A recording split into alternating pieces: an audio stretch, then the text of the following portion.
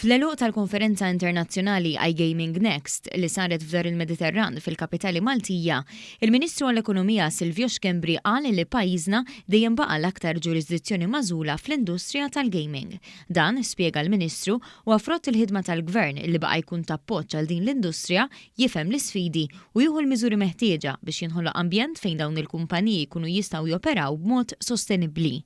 Il-Kap Eżekuttiv ta' Gaming Malta, Ivan Filletti, spjega ma' One News is-sinifikat ta' konferenza bħal din li tiġbor taħt saqaf wieħed esperti fis-settur minn kull rokna tad-dinja. Mela meta nitkellmu fuq l-industrija tal-iGaming qed nitkellmu fuq il-marketing, qed nitkellmu fuq il-governanza, qed nitkellmu fuq l-etika, qed nitkellmu fuq ir-responsible gaming u dawn l-affarijiet kollha bażikament. Allura l-fatt li għandek konferenza bħal di fej it-thought leadership tad-dinja jintaqa' ġewwa Malta għaliex il-fulcrum tal-industrija Malta hija importanti ħafna. Il-Ministru Silvio Xkembri fesser din il-konferenza bħala opportunità biex il-ħidma tal-Gvern Malti f'dan is-settur tingħata rikonoxximent li jistoqilha. Din konferenza partikolari hija imtella b'tali mod li tagħti każ iktar il-kontenut.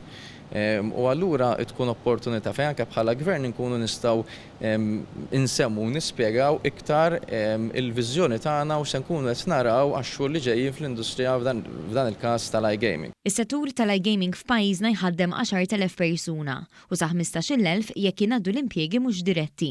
Dan ifisser aktar minn 5% tal-impjiegi f'pajjiżna.